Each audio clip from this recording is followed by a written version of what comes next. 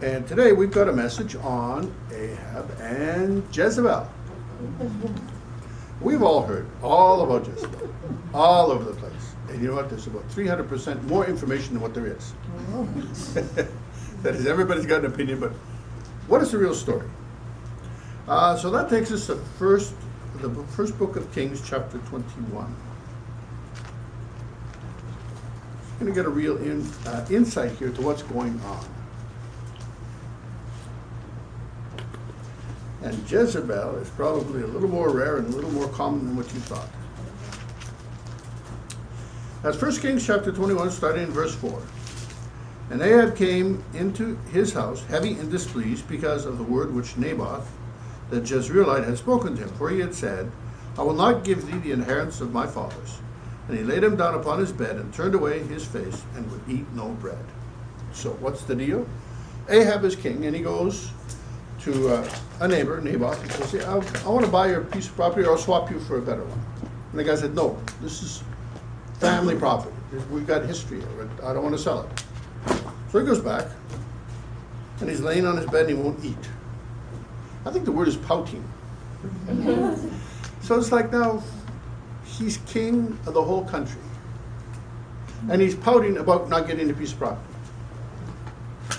You think there might be some issues here with priority. So he's completely out of focus. He's focused on this one small piece of property when he's got a whole kingdom to run. What's worse is his wife seems to condone it. It's okay. Okay. Verse 5. But Jezebel, his wife, came to him and said unto him, Why is thy spirit so sad that thou eatest no bread? So this shows some concern, some interest. Okay, that's good. And he said unto her, Because I spake unto Naboth the Jezreelite, and said to him, Give me thy vineyard for money, or else, if it please thee, I will give thee another vineyard for it.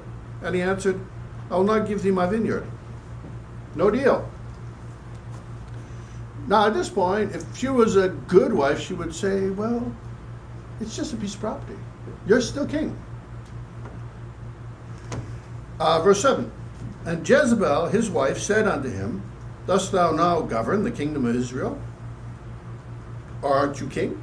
Arise and eat bread, and let thine heart be merry. I will give thee the vineyard of Naboth the Jezreelite. I will give you the vineyard. This is wrong in so many ways. First of all, she's not asking him, well, can I get it for you? She's not asking him if it's a good thing to get it. She's not talking to him about how she plans to get it. All she's doing is she's playing into that sense of poor me.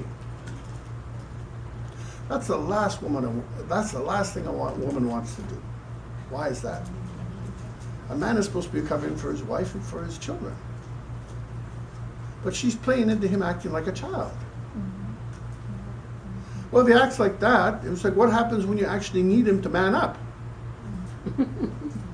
He'll tell her to go do it herself. Doesn't work. So she's playing to his worst part. Now, in Jezebel's defense, there can be no Jezebel without an Ahab. What am I talking about? Before he ever married her, he was marrying a foreigner that was involved in witchcraft, and he knew that. He knew that she was strong, she had a strong character and nature. He knew that too. So he was looking for exactly what he got. He seemed happy with this arrangement. Why? Because that same wickedness was in him too. Sometimes I think, why do good girls look for bad boys? Because there's bad in the girl, okay? You don't look for bad unless there's some bad in you. There's a lot of girls like bad boys because they're bad girls, but they look good. So, I will get you the vineyard of Naboth the Jezreelite, which is just you can see there's a big problem. So, and he doesn't even think about it. Oh, she's going to get it for me. That's good. How's she going to get it? It doesn't matter. She's going to get it for me. That's what I want. There's a lot of that kind of attitude today. Not realizing that there's a price to pay for everything that you get. There's no free lunch. Verse 8. So she wrote letters in Ahab's name and sealed them with his seal and sent the letters unto the elders and to the nobles that were in the city, dwelling in Naboth. And she wrote in the letters, for saying, proclaim a fast, set Naboth on high among the people, and set 2 men, sons of Belial, sons of Satan in other words, before him, to bear witness against him, saying, thou didst blaspheme God and the king, and then carry him up and stone him, that he may die. And the men of the city, even the elders and the nobles who were inhabitants in this city, did as Jezebel had sent unto them, and as it was written in the letters which she had sent unto them.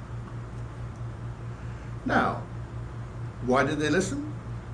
Because it had the king's name on it, and then it was sealed with the king's seal. So she was operating in the king's authority because he had given her that authority. Dangerous thing. Now what happened? The story doesn't tell it here, but it tells it elsewhere in the Bible. It wasn't just Naboth that was killed. And you know from the story, it couldn't have been just Naboth. Why? Because if Naboth would have died, his sons would have inherited the property. Wouldn't have solved the problem. She had not just Naboth killed, but all of his sons killed. Simply get a piece of property. Now that's wicked. And she's doing it just to please her husband. That's more his fault than it is hers. He should have asked the question, what are you going to do? What's going on? That isn't the right thing to do. Didn't do that. Verse 12, they proclaimed a fast and set Naboth on high among the people. And there came in 2 men, children of Belial, and sat before him. And the men of Belial witnessed against him, even against Naboth, in the presence of the people, saying, Naboth did blaspheme God and the king. Then they carried him forth out of the city, stoned him with stones, that he died. There, mission accomplished. Then they sent to Jezebel, saying, Naboth is stoned and is dead. Verse 15. And it came to pass, when Jezebel heard that Naboth was stoned and was dead, that Jezebel said to Ahab, arise, take possession of the vineyard of Naboth the Jezreelite, which he refused to give thee for money. For Naboth is not alive, but dead. So she's saying, hey, I even saved you the money. You don't have to buy it. It's yours now. You can take it, because there's no inheritors. Verse 16, and it came to pass, when Ahab heard that Naboth was dead, that Ahab rose up to go down to the vineyard of Naboth the Jezreelite to take possession of it. He just going by what his wife said. Didn't ask any questions. What's the old saying? Ask me no questions, I'll tell you no lies. He did not want to know. He did not want to know. Just, okay, she fixed it. Okay. I don't know how he can distance himself like that. And the word of the Lord came to Elijah the Tishbite, saying, see, it's not like God wasn't watching this whole thing. You know what? Whenever you're doing what you're not supposed to do, God's still watching.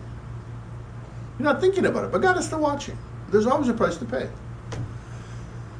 To Elijah the Tishbite, who was the prophet, saying, verse 18, arise, go down to meet Ahab, king of Israel, which is in Samaria. Behold, he is in the vineyard of Naboth, whether he is gone down to possess it.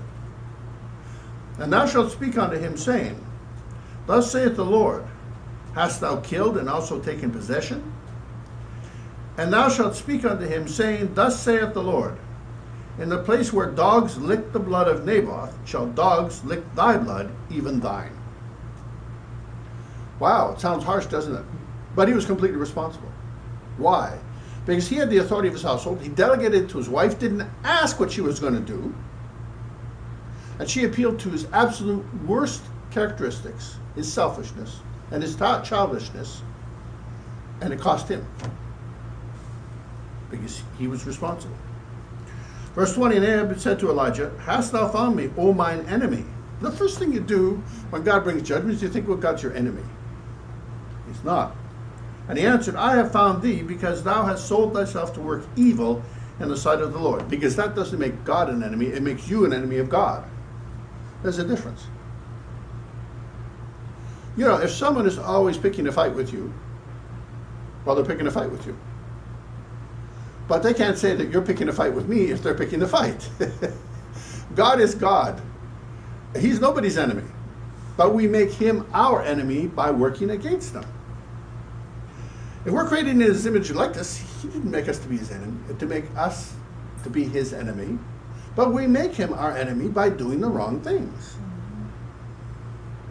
Verse 21, behold, I'll bring evil upon thee, and take away thy posterity, and will cut off from Ahab him that pisseth against the wall, and him that is shut up and left in Israel.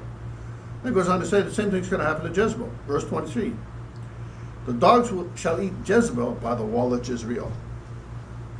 So by him not taking responsibility in his family, he gets wiped out just like Naboth was wiped out.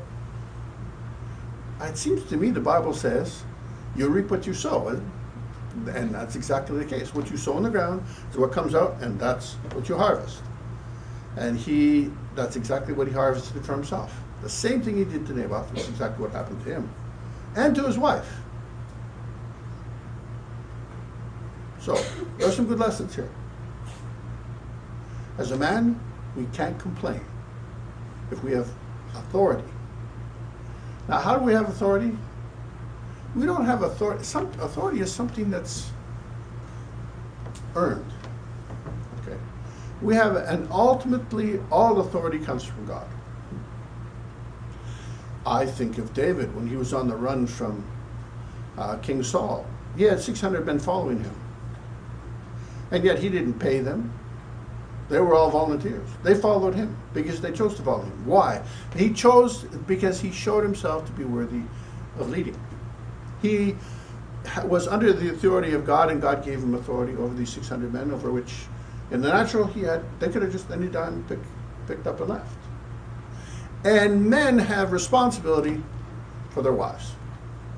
How do we know that? Because the Bible says so. It's the responsibility of men to live and support their family. In fact, the Bible says that when a man doesn't support his family, he's worse than an infidel, worse than an unbeliever. Well, that's some serious stuff.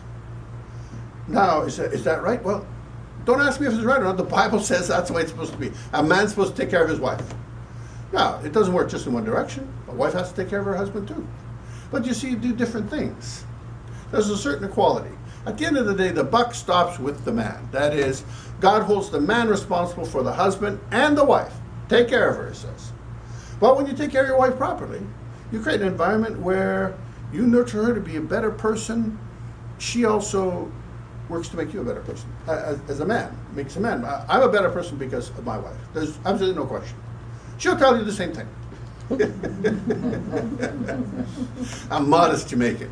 That's such a thing. But I'm better because of my wife. And I'm better because I choose to be better.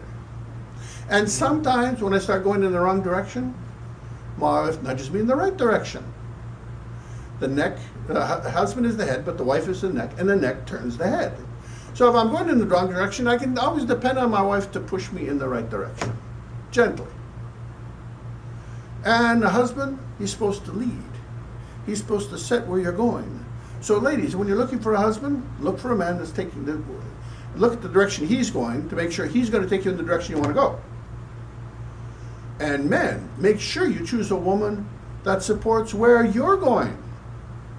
Because if you're going in a different direction than she's going, this isn't going to end well. We come back. Everybody likes to be on Jezebel's case. And there's no question. She took authority where she really wouldn't have, but her husband gave it to her. The greater responsibility ends up on Ahab. Just like God sent the prophet to the king and told him what he did to Naboth is exactly what's going to come back on him. Men have to take responsibility. And unfortunately, there's been a huge emasculation of mankind, of men in this country. Ladies, all I can say is don't put up with it. By which I mean you don't get up in their face, but you just don't let them go there. That's just not part of the deal. When you help a man to man up, it's going to be better for you because he's going to take rightful responsibility for you. Every woman wants to have security. And ultimately the security comes from God, but it comes down from God through a good man. Now, if you're not married, well, that's different. But that's not what I'm talking about here. I'm talking about the marriage relationship. And that's my message today.